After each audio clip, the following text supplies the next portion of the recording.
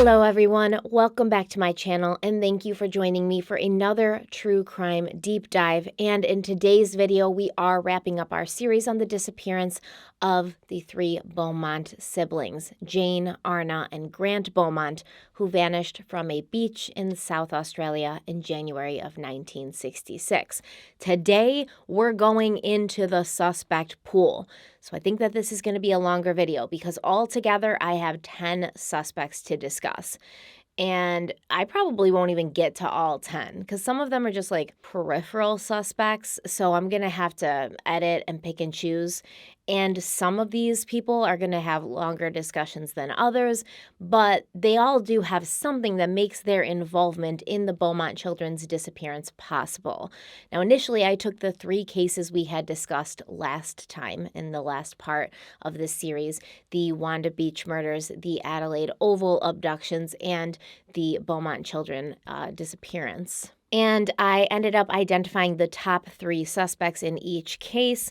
I kind of, like I said, I probably have to edit and remove some, but I think honestly I'll be able to talk in depth about at least 9 of them. I think. We'll see. We'll see. And because honestly, all of these suspects seem to be interchangeable and all of them could be connected to, at least 2 or more of these similar cases, whether it be Wanda Beach, Adelaide Oval, or the Beaumont children. And honestly, it would be extremely uncommon to see a crime like Wanda Beach or the Adelaide Oval abductions be committed by a one-timer.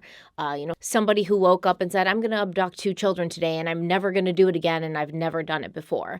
Crimes against children typically happen due to the compulsion of sick individuals, who commit these kind of crimes, and that compulsion doesn't go away. In fact, it most likely only strengthens when the person doesn't get caught. And all 3 of these high-profile cases remain unsolved. But before we dive in, let's have a quick word from the sponsor of today's video, HelloFresh. It is the most festive time of the year, but it is also the most busy and stressful time of the year, and HelloFresh is here to help you make the most of every moment. From hosting holiday dinners to quiet meals during the week with your family, you can count on HelloFresh to deliver fresh ingredients and seasonal recipes every time. And when I say fresh, I mean it because quality is a priority for HelloFresh. That's probably why they're named HelloFresh. So they send you ingredients for these amazing recipes, and these ingredients don't sit on a shelf waiting for you to come and buy them. They don't sit on a shelf getting fondled by every other person who walks by.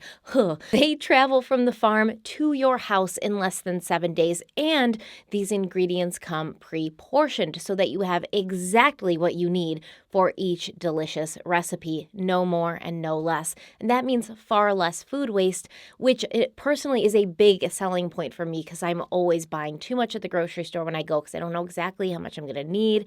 And, I kind of just have to eyeball it. And then I end up having way too much, big things of cream, heavy cream when I only need a cup, or a whole thing of sour cream when I only need half a cup. So that's really why I love HelloFresh.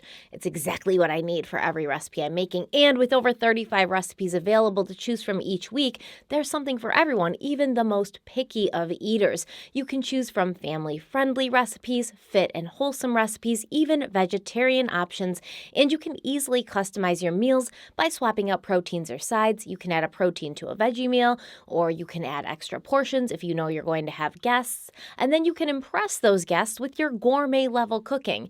HelloFresh offers even more flexibility by allowing you to change your preferences, delivery dates, frequency of deliveries, things like that, in case you're out of town over the holidays or you're going to be getting home too late for dinner some nights.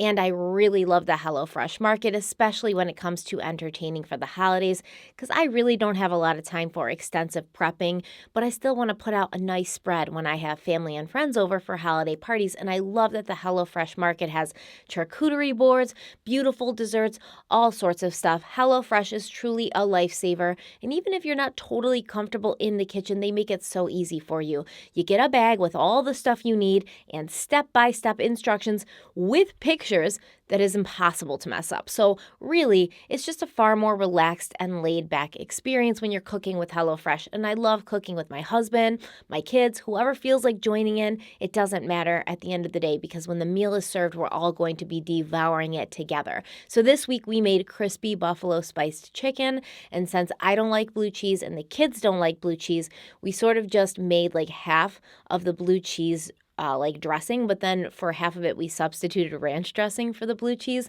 and it worked. It was amazing. I prefer, obviously, the ranch because I don't like blue cheese, but they said the blue cheese was good. It was delicious. The chicken was crispy and seasoned and just the right amount of spicy. I also love that HelloFresh is convenient, delicious, and helps save money. It's 25% less expensive than grocery store shopping and 25% less expensive than takeout. So we can really use those savings for something special for ourselves or our loved ones this season. But now that that's all said and done, don't just take my word for it. You should check out HelloFresh for yourself. All you have to do is go to HelloFresh.com and use code stephanieharlowe18 for 18 free meals plus free shipping. And if you're already using HelloFresh, let me know which recipe's been your favorite recently. Let me know if you've tried the spicy, crispy chicken. Once again, just go to HelloFresh.com and enter code stephanieharlowe18 for 18 free meals and free shipping. There's an E on the end of Stephanie and Harlow. Thank you so much to HelloFresh for sponsoring today's video, and let's dive in.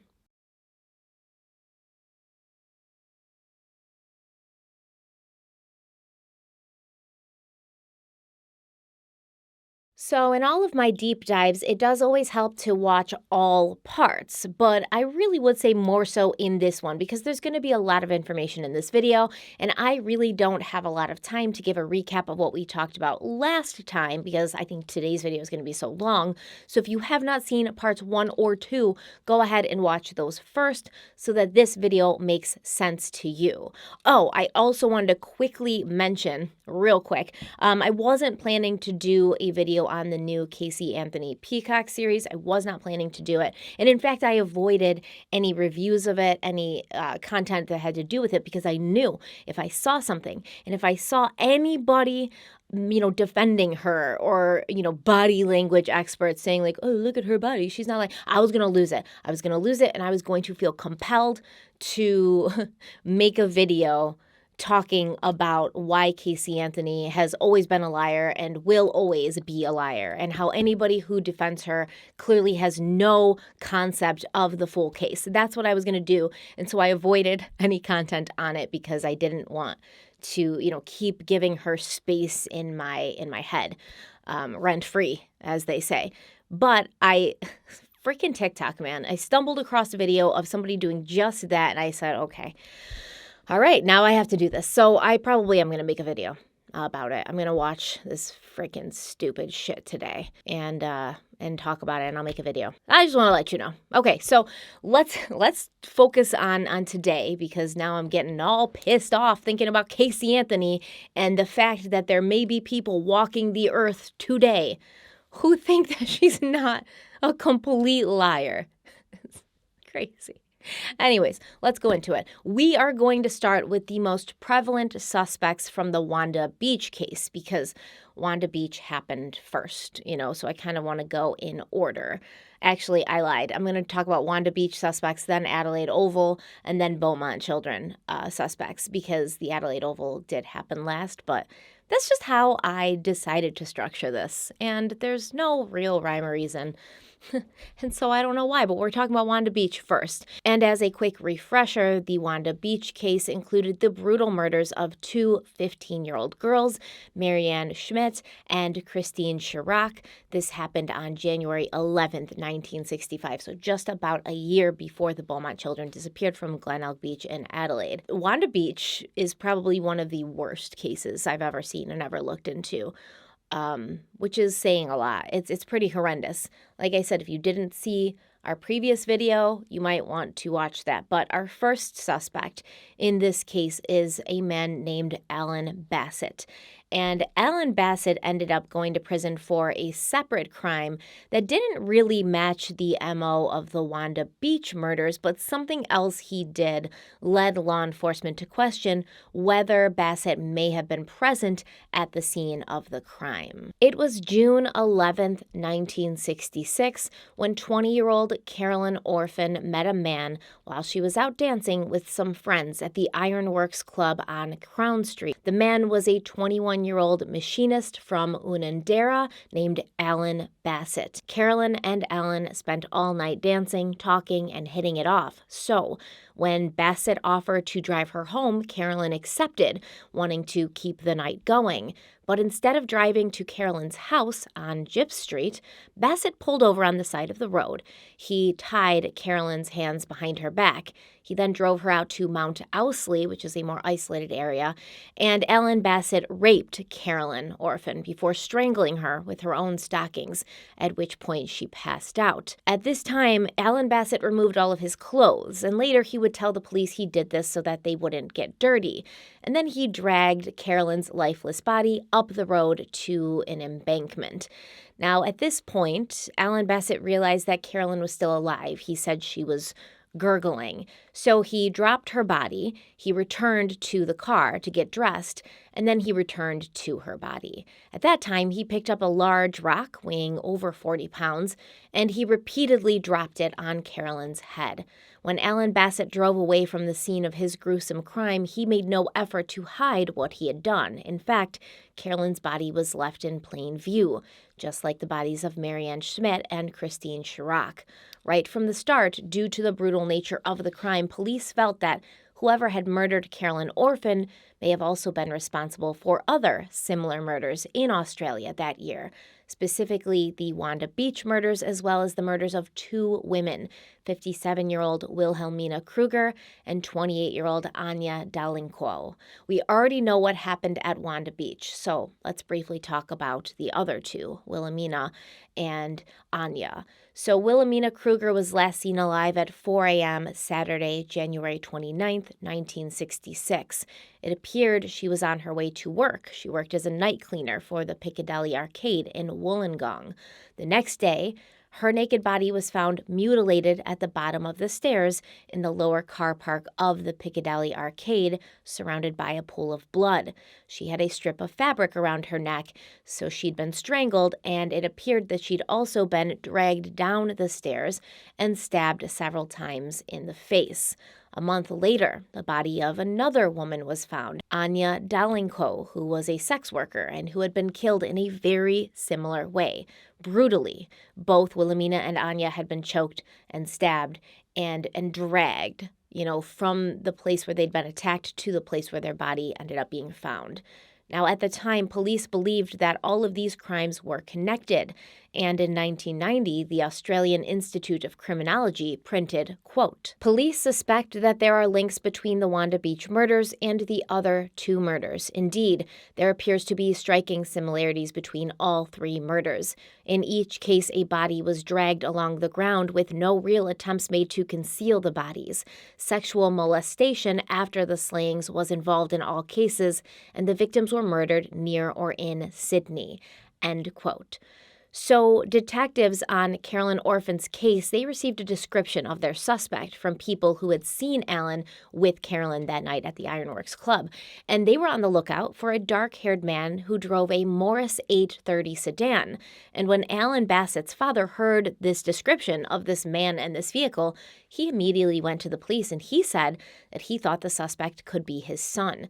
Police tracked down Alan and his vehicle. They found that the car had been washed and detailed, but he was arrested for the murder and charged on June 13th, although he was later diagnosed as a schizophrenic and confined to the Morisset Psychiatric Hospital in Newcastle.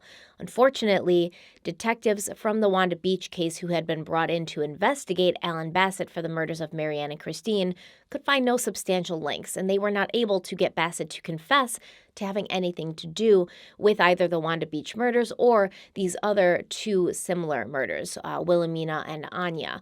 However, one detective, a man named Detective Johnson, he was sure of Bassett's involvement in the Wanda Beach murders, so he made a point to continue visiting the murderer at the psychiatric hospital every 6 months.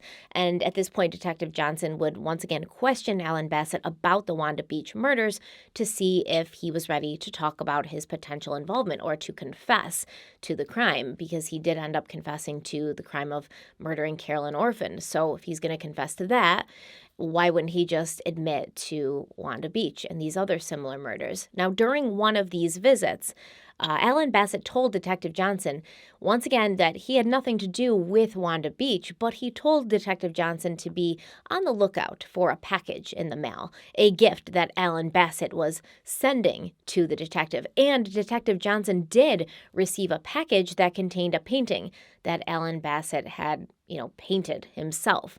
Now, Johnson always felt that this painting contained some sort of clue about Wanda Beach and about maybe Alan Bassett's other crimes, but he could never quite figure it out. However, one day he was examining it very closely, and Johnson felt that he was seeing what he believed to be a hidden picture within the painting. He believed that he was looking at an abstract representation of the way Marianne and Christine's bodies had been positioned at the Wanda Beach murder scene. Johnson announced publicly that he believed Alan Bassett was responsible for these murders because only the killer would have known the way the bodies were positioned. And Alan Bassett was pissed about this. He got his lawyer involved. They were suing the police department and Detective Johnson for saying this. They did not like that association, which I suppose, I understand. But if you're in a psychiatric hospital because you're schizophrenic and you murdered, a 20-year-old woman, you'd think, why would he care about being affiliated with even more crimes? But I will say crimes against children are treated vastly different than crimes against adults. So to say if you were in prison or in a psychiatric facility and the people who were there with you found out that you had been responsible for, the murder, the brutal murder of these two little girls, they might, look at you differently. They might treat you differently. There is definitely a negative stigma attached to that, although I would say, there probably should be a negative stigma attached to all murders, but definitely there is a code among criminals where it's all right, you did a crime, you're a murderer, me too, but if they find out that you had anything to do with crimes against children, many even, hardened criminals and murderers will still, try to beat you up and things like that. So at least there's that. And so that may have been why he denied it, Alan Bassett, or he could have denied it because he literally didn't have anything to do with it. Because at the end of the day, it wasn't as if the positioning of Christine and Marianne's bodies was this big secret. It wasn't kept by law enforcement as guilt knowledge. In fact, several media publications had printed the positions of Marianne and Christine's bodies, with the Sydney Morning Herald describing the girls as being arranged end to end, and the Daily Telegraph claiming they were buried, one right in front of the other, in an L-shaped depression scooped out of the sand, which is reportedly how Bassett depicted them in his painting. I have a representation of the painting that I'll put up on the screen here for you to see. And looking at it, I can say, maybe that's what he was painting. Maybe that's what he was trying to hide in his painting. But I don't know. It's definitely subjective. It really could just be a coincidence. It really could be just a painting and has nothing to do with Wanda Beach. It could be Alan Bassett messing with Detective Johnson, kind of saying okay, you're going to come back here every 6 months and question me about this. Well, let me give you something to talk about, Who knows what it is, but Alan Bassett has consistently claimed he had nothing to do with the murders at Wanda Beach. He was actually released in April of 1995. Why, dude? Why was he released? Do you remember what he did to Carolyn Orphan? Do you remember what he did?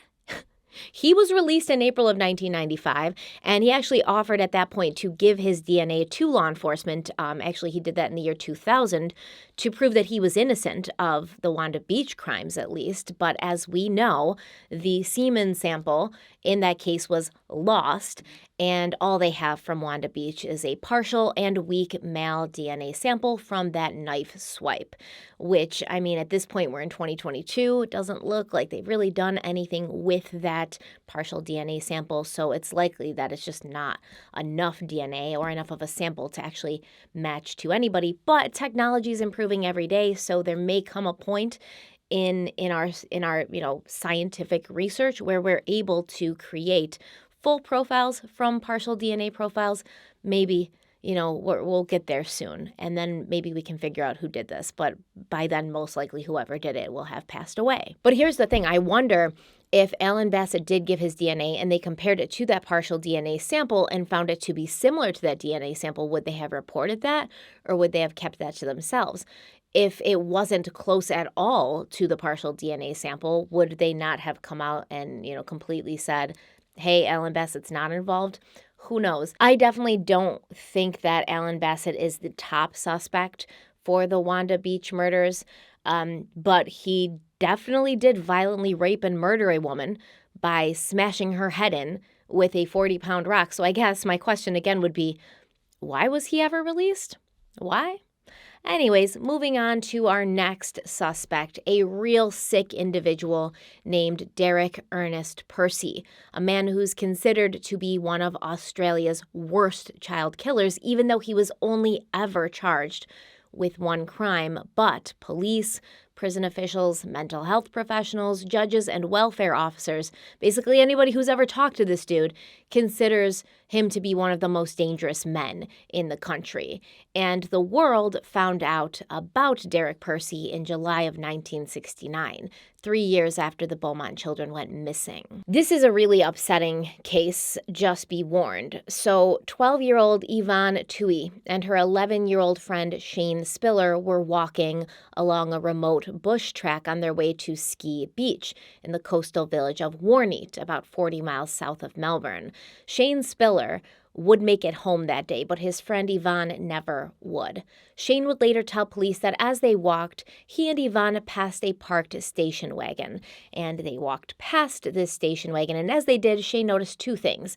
He said that there were stickers on the vehicle from the Cerebus Naval Base, and there was also a man inside that vehicle that was watching them in an odd way. Shane and Yvonne kept walking, but for a moment, Shane thought that his friend Yvonne had fallen behind when she was no longer right next to him, so he turned, only to find his friend Yvonne in the arms of this man from the station wagon. And this man had a knife to Yvonne's throat. This man was Derek Percy, and Percy told Shane to come closer to him, but instead Shane, this little kid, he pulled out this axe that he had in his pocket, a tiny little, little kid's axe, I guess. They called it a tomahawk.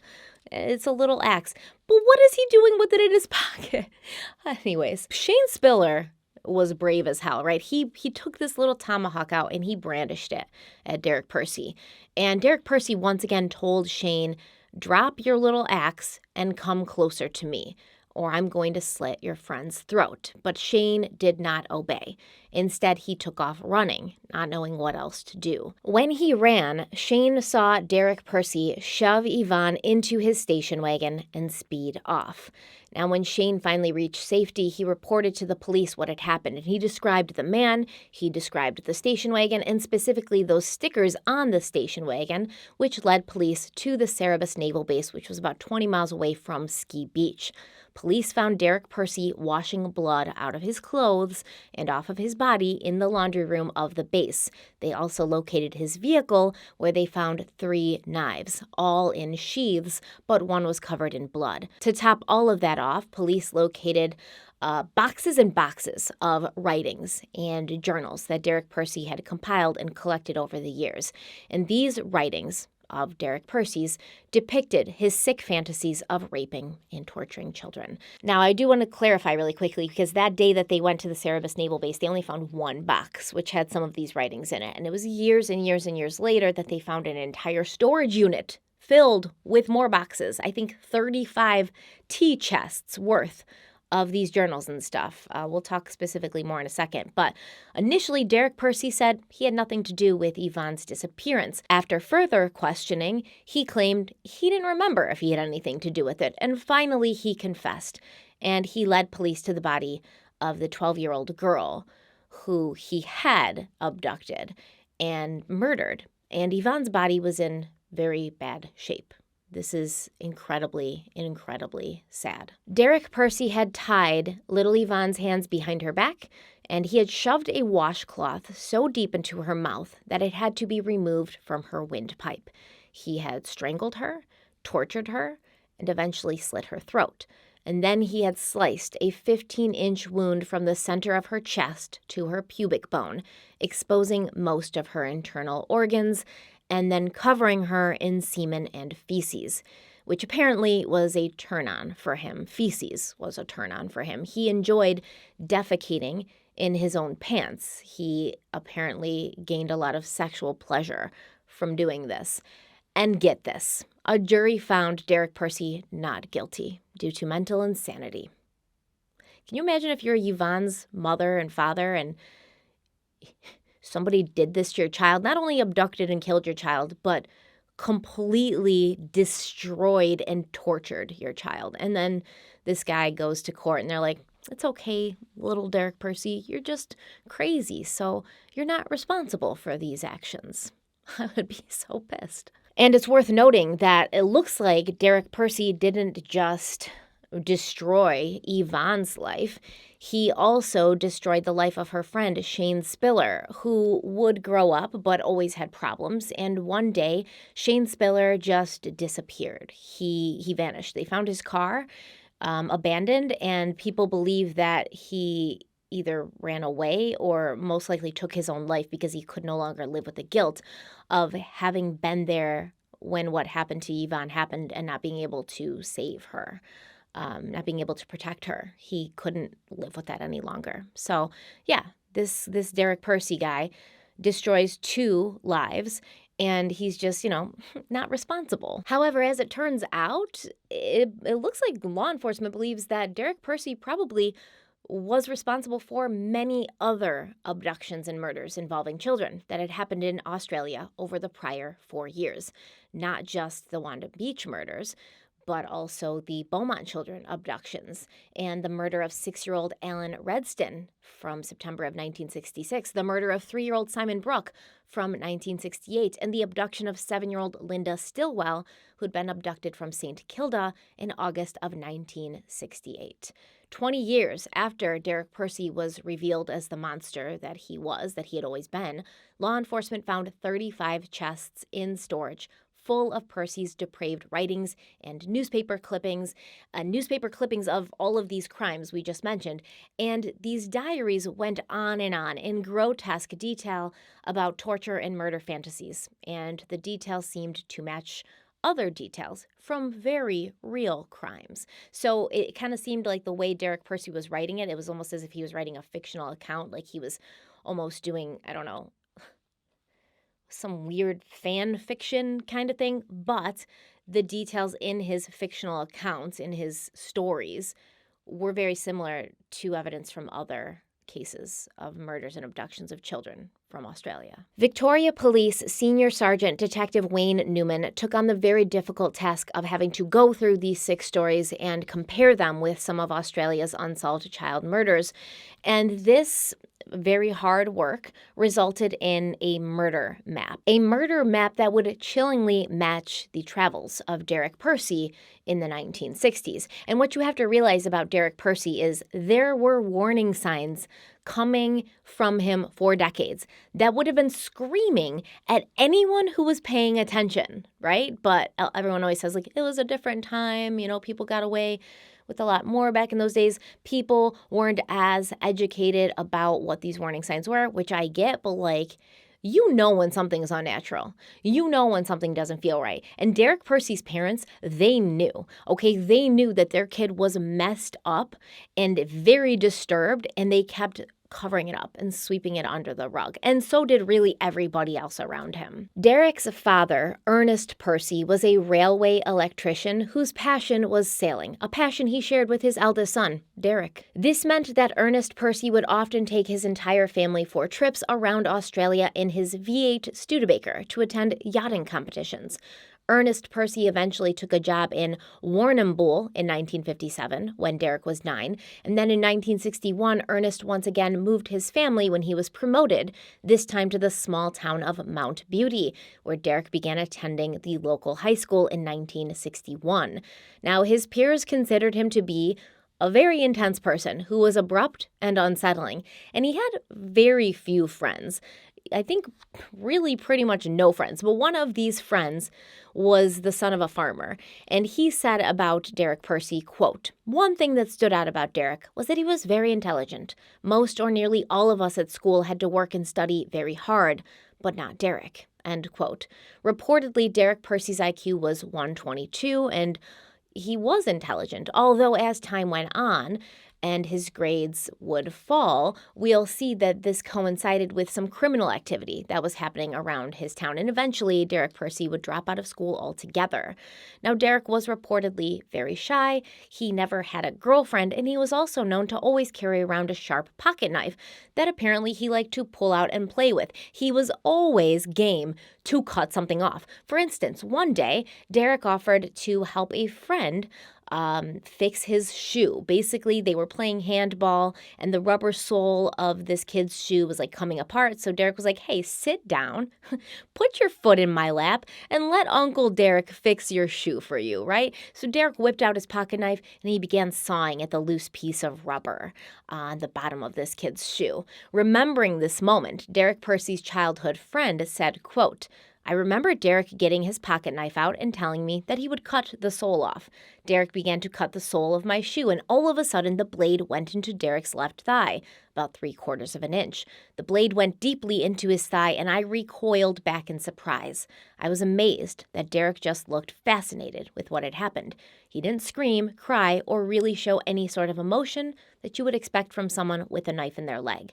I thought his reaction was extremely odd. He seemed happy about it." End quote. In 1964, Mount Beauty, a town of less than 2,000 people that had previously had virtually no crime, it began to see a series of strange crimes, including snowdropping and peeping toms. Now, I didn't know what snowdropping was, so I looked it up, and apparently in the 60s, law enforcement in Australia used the term snowdropper to refer to a person who would steal ladies' underwear. So, for instance, women would hang their undergarments out to dry, which you should be doing if you have delicates. Hang them to dry. Don't put them in the dryer.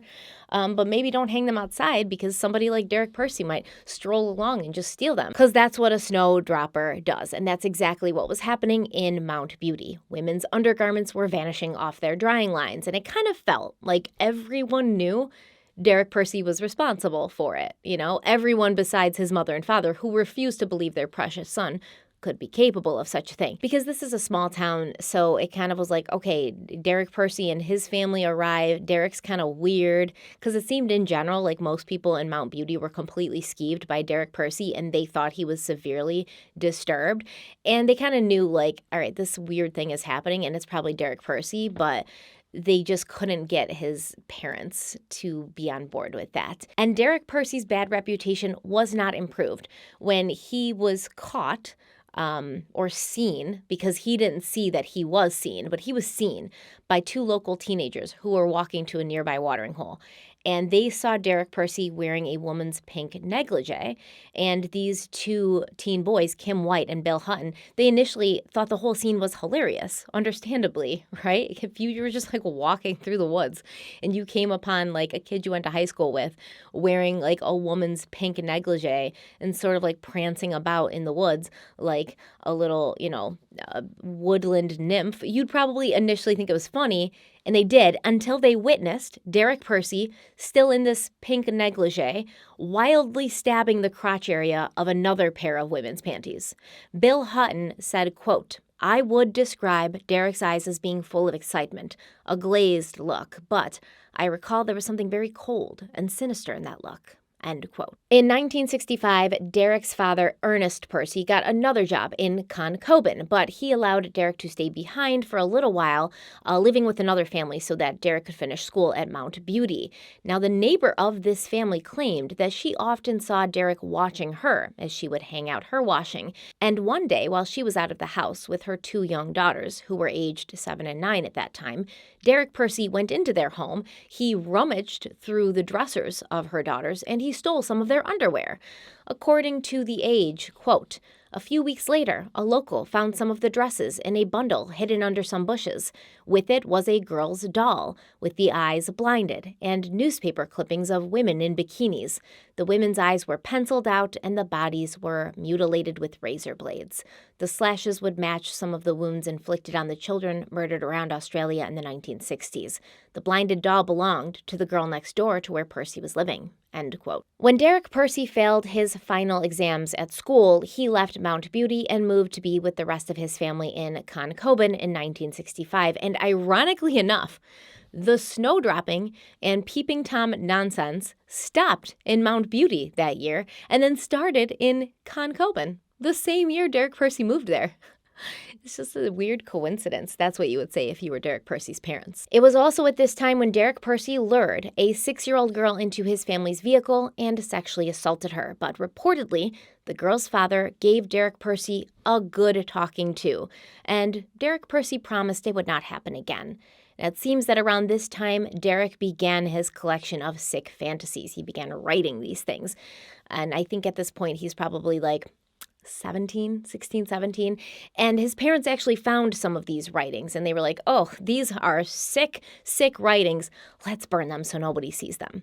Now, at the end of 1966, Derek Percy dropped out of school. He began working at a Shell petrol station that his father had purchased in Newcastle. And after that, in November of 1967, Derek Percy joined the Navy. He graduated at the top of his class until he was arrested for the horrible murder of 12-year-old Yvonne. Now, once again, from The Age, quote, "Nearly 4 decades later, detectives started trying to piece together his movements around Australia over the crucial 4-year period in the 1960s. They knew the Percys often took their caravan holiday near beaches during yachting regattas. They also could prove Percy was harboring thoughts of molesting and killing children at the same time as the series of shocking abductions were carried out in 4 states and territories, and with one exception, all near beaches." End quote. Now let's look at the Wanda Beach murders. In that case, the 2 victims, Marianne and Christine, were attacked at the beach and left nearby, just as in the case of 11-year-old Yvonne. Reportedly, the crotch area of one of the girls' underwear had been slashed, and Derek Percy had been seen slashing a pair of underwear while he was living in Mount Beauty. That was just about 2 weeks before the Wanda Beach murders, because I know we jumped around a lot in the timelines, but those 2 teenagers saw Derek Percy dressed in the pink negligee slashing the crotch of women's underwear about 2 weeks before Marianne and Christine were murdered at Wanda Beach. Additionally, the Percy family had been in Sydney for a vacation during that January. Ernest Percy had taken his wife and children along with him to the National Yachting Regatta at Botany Bay, just 3.5 miles from Wanda Beach. And to top it all off, Derek Percy's grandparents lived in Denistone, the suburb adjoining West Ryde. As we know, or remember from last episode, Christine and Marianne lived in West Ryde. In fact, Derek Percy's grandparents lived within walking distance of the West Ryde train station, where Christine, Marianne, and Marianne's siblings would board the train to Wanda Beach on the day that Marianne and Christine were murdered. After his arrest, when detectives found Derek Percy's stockpile of diaries and journals, where he went on and on about his urges to sexually abuse, torture, and murder children, he also talked about how he would feed his victims beer, and we know that Christine Chirac had alcohol in her system at the time of her death. And then we have Derek Percy's weird behavior after the Wanda Beach murders. According to a classmate, Wayne Gordon, who was attending school with Percy in 1966, everyone kind of thought that Derek looked like the Wanda Beach suspect, but it was also kind of a joke. So one day, Wayne Gordon told Derek Percy, like, hey, we know it was you who killed those girls at Wanda Beach. You have the same haircut as the suspect, like messing with him. And looking back on that conversation, Wayne Gordon said, quote, "With that, Derek went berserk. He said, 'Don't you say that.' I think he wanted to fight me for what I had said. I'd never seen Derek like that before." End quote. Additionally, forensic psychologist James Ogloff, who had spent some time talking to Derek Percy after his arrest, he claimed that he did not believe the brutal murder of 11-year-old Yvonne was Percy's first crime. The psychologist said that it would have been an unusual choice for a first attempt at murder, meaning Derek Percy had probably done this before. Now, the trouble with Derek Percy is that he most likely is responsible for many of Australia's unsolved crimes against children, but after his arrest, he claimed he had no recollection of any of it, even though, just to put my bias out on the table for you guys, I don't believe him. He said he didn't even remember seeing Yvonne. Remember? When he first was approached by police, he was like, "What are you talking about?" Excuse me, 1 second. Let me finish washing this blood off of my shirt and my body. What are you guys talking about? A little girl who went missing. I don't have any recollection of this. But then later, after more questioning, he was able to lead law enforcement to her body. So it seemed like when push came to shove, Derek Percy remembered just fine, right? And 2 days after he led the police to poor Yvonne's body, detectives sent an old friend of Percy's in to speak with him while he was in custody. But this old friend was also a new police officer, and it was sort of the hope that this police officer, who also had a pre-existing relationship with Derek Percy, would be able to convince Percy to talk about his other crimes. You know, these other child abductions or murders that happened in Australia during this time where they could place Derek Percy in that area because he was traveling around with his family. And the name of this police officer, it hasn't been revealed due to a suppression order, but he has talked about his conversation with Derek Percy, which took place after this guy had been a police officer for only 6 months. Let's call him Bill. So Bill said he asked Percy if there were other victims, and Percy responded, "I don't know. I can't remember." So Bill asked Derek Percy specifically about some of these unsolved cases that the police wanted to know about, such as Linda Stillwell, who had vanished from St. Kilda. And Derek Percy answered, "I actually think I was in St. Kilda that day." He said he had been at the Cerebus Naval Base in the afternoon, and he'd been driving along the Esplanade on the way to the White Insignia Club for a drink. Now, 7-year-old Linda Stillwell vanished on August 10th, 1968. She was last seen playing with her siblings on the foreshore near the St. Kilda Pier. When that storage area that Derek Percy had hidden a bunch of his sick materials in was discovered in April of 2005, among other things found were a number of road maps, and 2 of the maps showed the Victoria area, including Melbourne, and 1 was of New South Wales, including Sydney. But on the Victorian maps, Percy had marked the area along the St. Kilda foreshore with pen on 2 maps. When Bill asked Derek if he had taken Linda Stillwell, Derek said he couldn't remember. Derek's psychiatrist, Dr. Alan Bartholomew, interviewed the killer 5 days after he had led police to Yvonne's body. And Bartholomew claimed that he believed Percy had the ability to repress the memories of crimes that he had committed. The longer the amount of time that passed, the more he repressed and the less he remembered.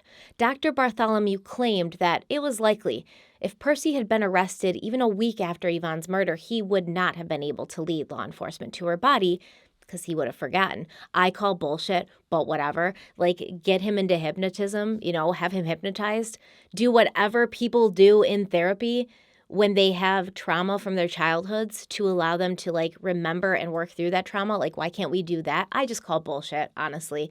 I don't think Derek Percy had, memory loss from the traumatic. Are we acting like this dude, the killer, the horrible, brutal piece of shit monster killer, is the one who's traumatized, so traumatized that he has to block it out? He's the victim here? Come on, man. So Bill, the new police officer, an old friend of Derek Percy, he also asked Derek Percy about another murdered child, 3-year-old Simon Brooke. And once again, Percy said, "Yeah, I believe I was right near the place where that child's body was found. I was driving my brother to work that day. It's right around that railroad tie where this poor kid was discovered." But once again, he couldn't remember if he'd done it or not. He could remember that he was there, but he couldn't remember if he had done it or not. And then Derek Percy said that he was also in Adelaide when the Beaumont children went missing. He said he was actually near Wanda Beach on Australia Day, 1966. And Bill's like, "What, you were? Okay, well, do you remember seeing the kids? Do you remember seeing the Beaumont children? Did you have something to do with their disappearance?" Derek Percy's like, I don't remember. I can't remember anything. I just remember being there. but I don't remember anything else. I definitely think that Derek Percy could be responsible for what happened to Christine and Marianne at Wanda Beach. As far as was he involved with the Beaumont children, it's possible. I think it's far more possible that Derek Percy was responsible for what happened to the Beaumont children rather than Alan Bassett. For me, it's like a 1 out of 10 for Alan Bassett, our first suspect, if he had anything to do with the Beaumont children, and maybe like a 2 out of 10 if Alan Bassett had anything to do with Wanda Beach. For Derek Percy, I think like 7 out of 10 that he was responsible for Wanda Beach, or even 8 out of 10 that he was responsible for Wanda Beach, and maybe like a 5 out of 10 that he was responsible for the Beaumont children's abductions. It just doesn't make a lot of sense that his MO would switch up so much. For instance, at Wanda Beach, he brutally murdered these girls and then left their bodies there. And then later on in 1969, he did the same thing to 11-year-old Yvonne. But with the Beaumont children, they completely vanished and their bodies have never been found. So it doesn't seem like he would change up his MO that much. Where over here in 1965, he's leaving the bodies in plain sight. And then in 1966, he's hiding the bodies so well they've never been found. And then in 1969, he's once again leaving the bodies in plain sight. That switch in MO just makes him less likely, I think, to be involved with the Beaumont children's disappearance. But that's neither here nor there. I mean, honestly, he could have had something to do with it, and he could have just like thrown their bodies in the water and their bodies got washed away. And it wasn't as if he did this grand cover-up or this really good cleanup. He could have just been lucky with the Beaumont children. But moving on to our next suspect, Christopher Bernard Wilder, also known as the Beauty Queen Killer. This guy's a piece of freaking work. He abducted and raped at least 12 young women and girls, torturing many of them and killing at least 8 of them during a 6-week cross-country crime spree throughout the United States in 1984. And listen, this actually hits very close to home. Not only was 1984 the year that I was born, but like basically the month I was born, he was going on this crime spree and he ended up stalking one of his victims and taking one of his victims like 15 minutes from where I lived at the time. And I was a baby at this point, so obviously I don't remember. I couldn't even pretend to remember if like people were stressed out about it, but I did ask my mom and she said, oh yeah, she remembered, and she was super stressed out about it. Maybe that's why I'm so anxious, because my mom's over here like nursing me and watching the news of Christopher Wilder's like crime spree and being super stressed out because it's so close to home, and I'm over here just like sucking in the true crime milk. You know, that could be what's wrong with me. But Christopher Wilder was just a piece of shit, man. He started his crime spree in Florida, where he was living at the time, Boynton Beach, I believe, and he continued on through Texas, Oklahoma, Colorado, Nevada, California, Washington State, and New York before he was killed during a struggle with police in New Hampshire on April 13th, 1984. So sad, too bad, R.I.P., not, please don't. I mean, where do I even start with this sick monster, Christopher Wilder? I suppose from the beginning, which will also explain why a serial killer from the United States is even being considered a suspect in Australian crimes. Christopher Wilder was actually born in Australia, but he lived in both Australia and the United States throughout his life. His father, Coley, had been born in Alabama, and it was when Coley was enlisted in the United States Navy and stationed along the Australian coast that he met a young woman named June, who lived in the Sydney suburb of Ryde. And yes, that's right, Ryde is right next to West Ryde, where Marianne and Christine lived before they were murdered on Wanda Beach. Because Christopher Wilder's father was in the military, he and his family traveled around a lot, and they lived in many different areas of the U.S., including Albuquerque, New Mexico, Abilene, Texas, Las Vegas, Nevada, San Francisco, California, and Norfolk, Virginia. But when Christopher Wilder was still young, his father retired from the Navy and they moved back to Australia to be closer to June's relatives in 1959.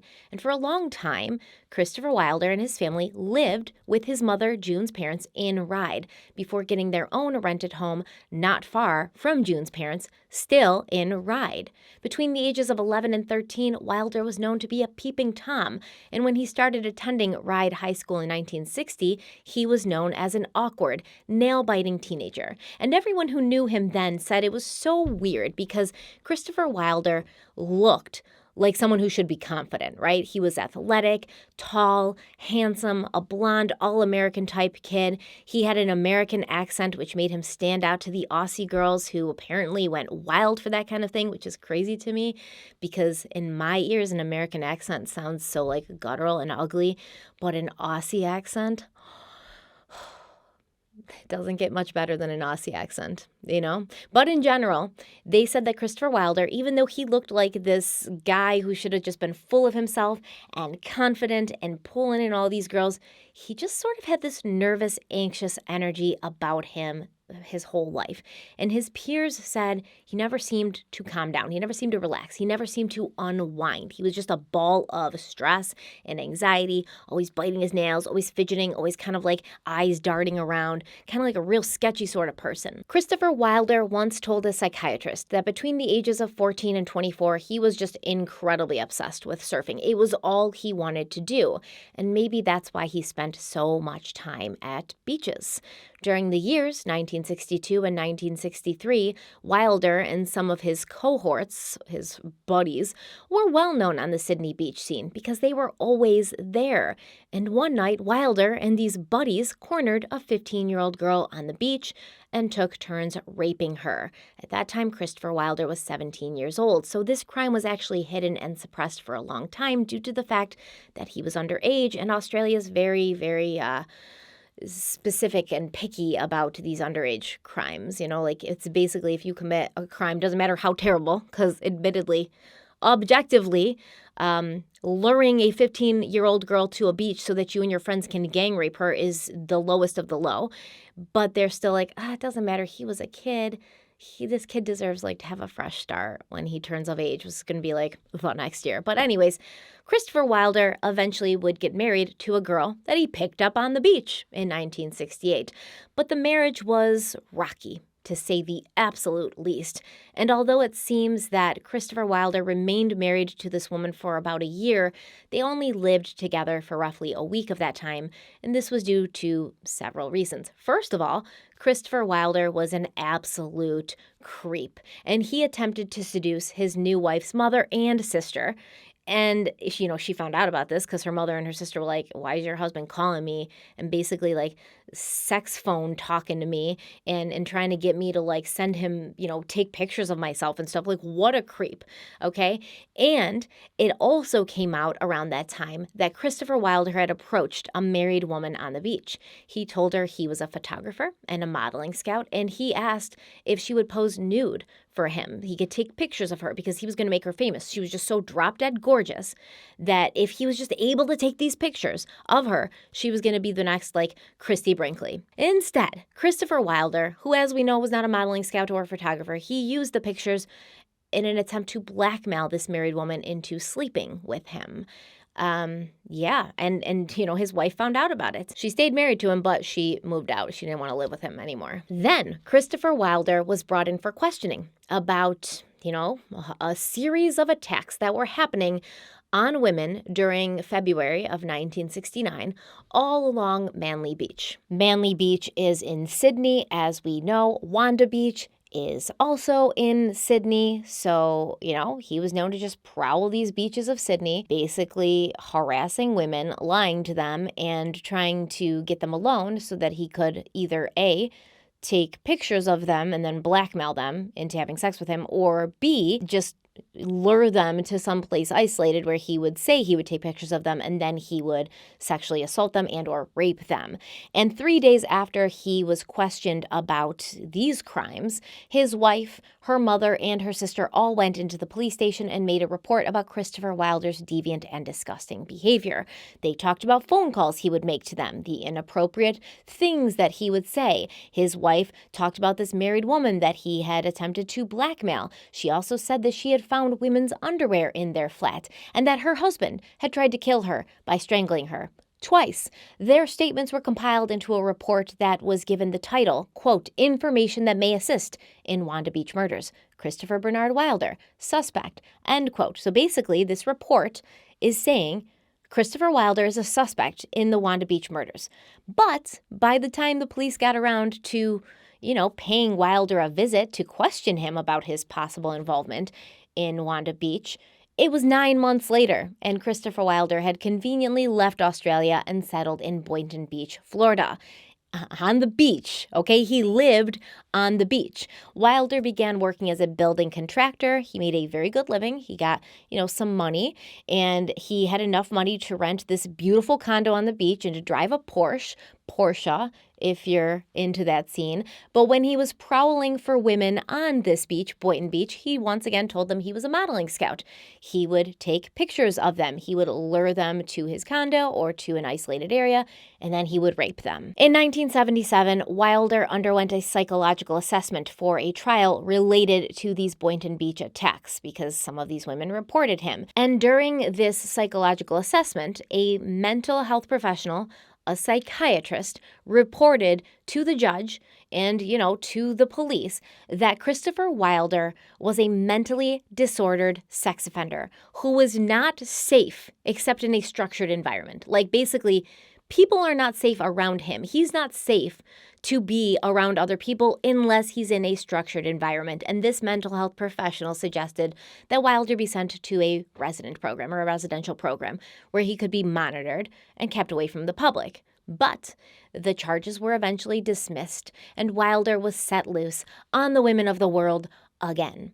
In 1982, Christopher Wilder went back to Australia to visit his parents, who were still living in Ryde. He was visiting them for the Christmas holiday, which, as we know, even in Australia, is between December and January. So the same kind of time that we have the attacks happening at Wanda Beach and the Beaumont children disappearing from Glenelg Beach, that January Christmas/summertime.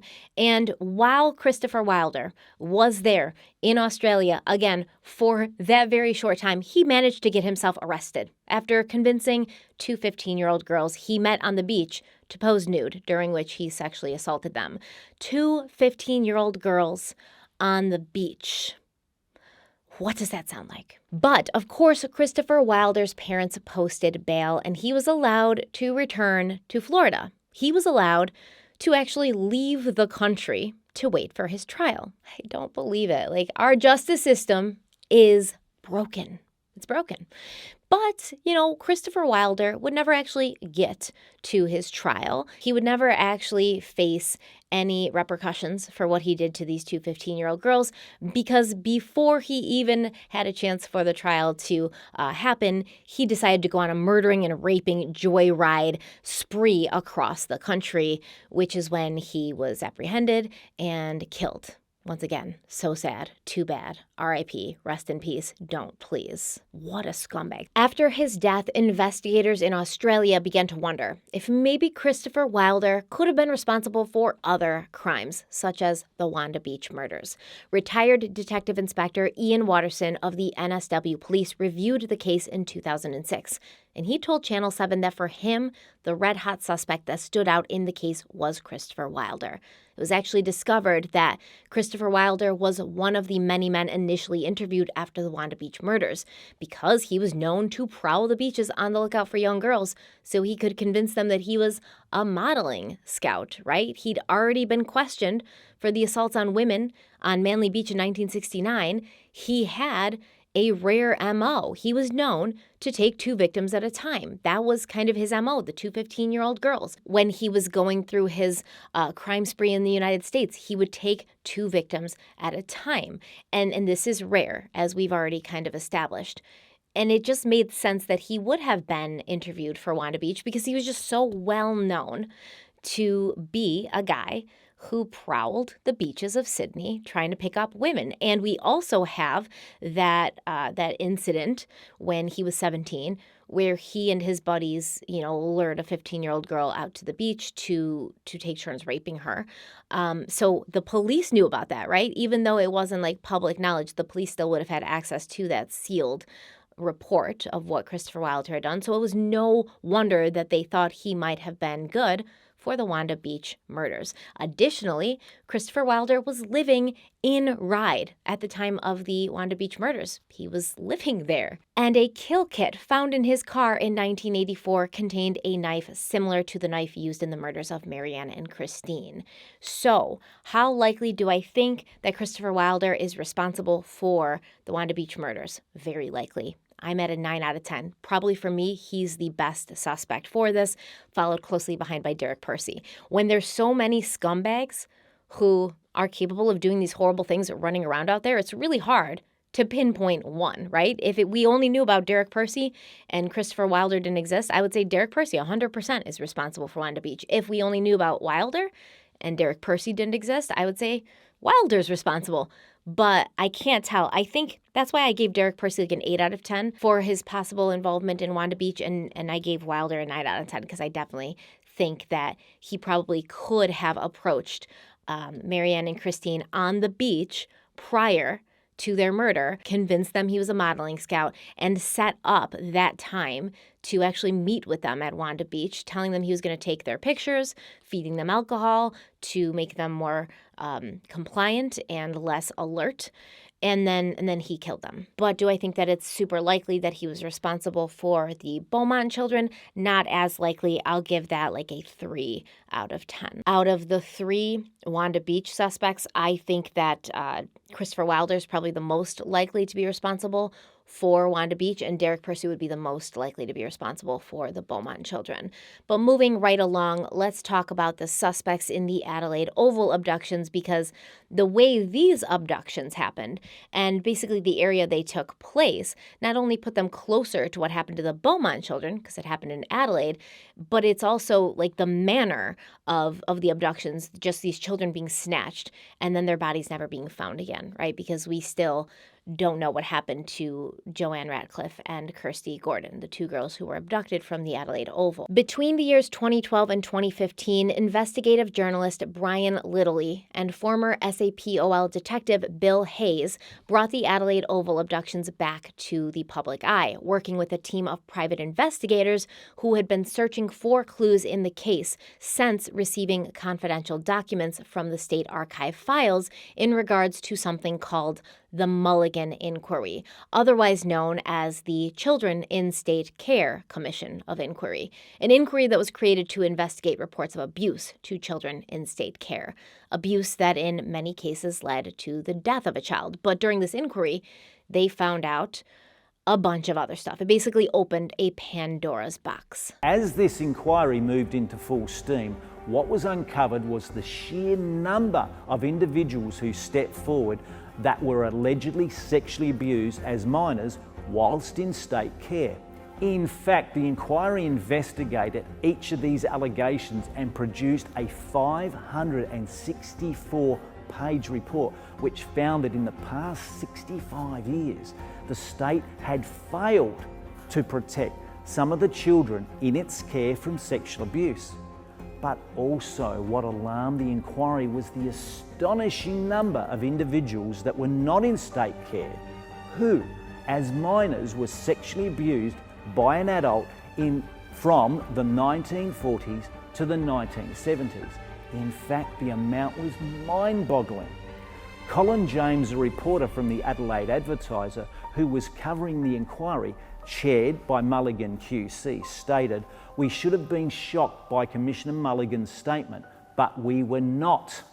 He went on to say, "While the full extent of sexual abuse of children in state care can never be known, it is possible that people who gave evidence to the inquiry are just the evidence given to the inquiry was a man who wrote a letter claiming to have information about the person responsible for the Adelaide Oval abductions. He gave names, he gave locations, he even drew maps. And with these documents, the private investigators found themselves in a place called Yatina, a very small town located about 138 miles away from Adelaide. For weeks, a Yatina farmhouse and property were searched for the remains of Joanne Ratcliffe and Kirsty Gordon because allegedly this was where the man who wrote the letter said they'd been brought and buried after their abductions. They did not find any bodies, but they did find a wide-brimmed hat that looked like the one the Adelaide Oval suspect was described to be wearing. They also found several newspaper clippings about Joanne and Kirsty, and they found basically like an underground tunnel. Like somebody had dug intricately dug underground tunnels that sort of led to the nearby Pekina Dam. And in the tunnels, 2 large metal drums were found, and the person who had given the evidence about the Adelaide Oval abductions, he claimed that Kirsty and Joanna's bodies had been placed in containers like this.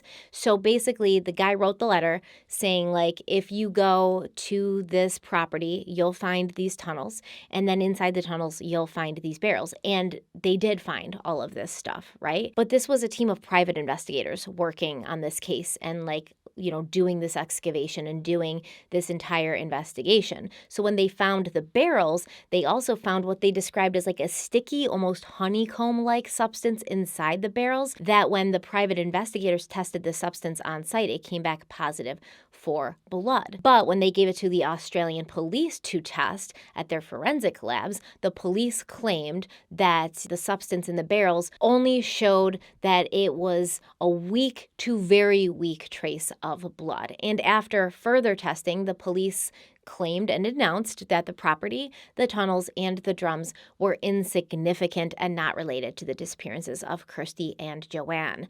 It didn't help that the police didn't consider the source of this information reliable in general because the person who had written the letter and made these claims was a convicted pedophile himself, serving time in prison for offenses against children that stemmed all the way back to the late 1980s.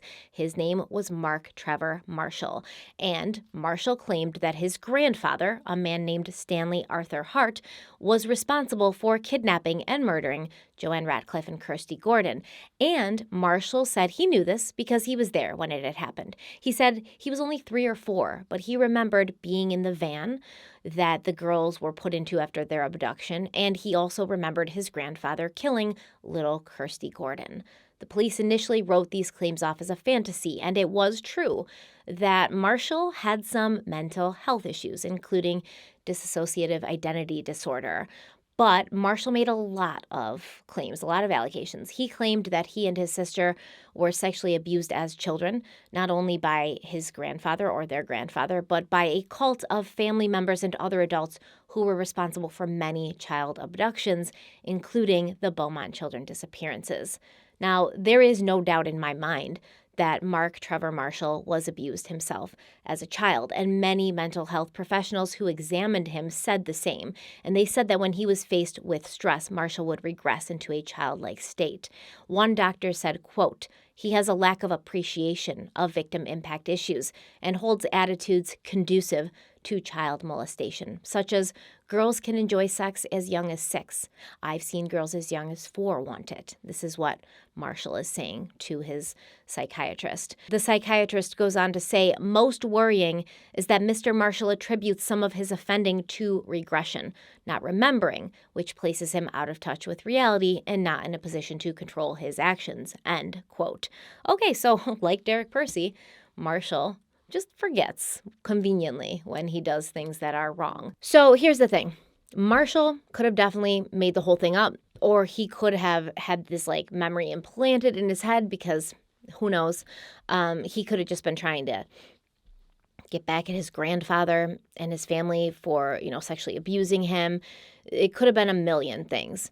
But I will also say it's been reported that Marshall was a friend, a prison friend of Bevan Spencer Von Ehnen, and maybe Marshall could have been a part of Von Ehnen's family in the 70s and 80s. It's not out of the realm of possibility considering that they had, similar passions, to say the least, similar interests and hobbies. Additionally, Marshall's grandfather, Stanley Arthur Hart, was a big fan of the North team, the football team, and he never missed a game when they played at the Adelaide Oval. And the day Kirsty and Joanne vanished, North was playing at the Oval. And before he died in 1999, Hart had lived on that property that the private investigators had searched, where they found those secret underground tunnels and barrels. But the police have said that those barrels and the tunnels and the property have nothing to do with the Adelaide Oval abductions. But it's also been reported that Hart lived in Adelaide before relocating to Yatina. And allegedly, he told some people that the police, the Australian police, had helped him move from Adelaide to curb his criminal activity, since apparently he'd been getting in trouble in Adelaide specifically for sexually, abusing young children. And so they basically just like relocated him to this small town, Yatina, where basically he couldn't get into any trouble, I guess. And that's why we know at the time of Kirsty and Joanne's disappearance, Hart was actually in Adelaide quite a bit. So after the private investigators searched his Yatina property, official law enforcement was seen going back to the small town of Yatina and searching other properties, including wells on these properties. And it actually looks like, and like I said, I can't get too far off the beaten path because this video is going to be too long, but it actually looks like while they were looking into Hart and that Yatina property, they found other things in Yatina that sort of made them want to look further. And there's been some reports and some speculation that there was some sort of, sex trafficking ring going on in that small town. In March of 2015, an article was published linking Hart to another property, an abandoned Prospect home with an underground bunker.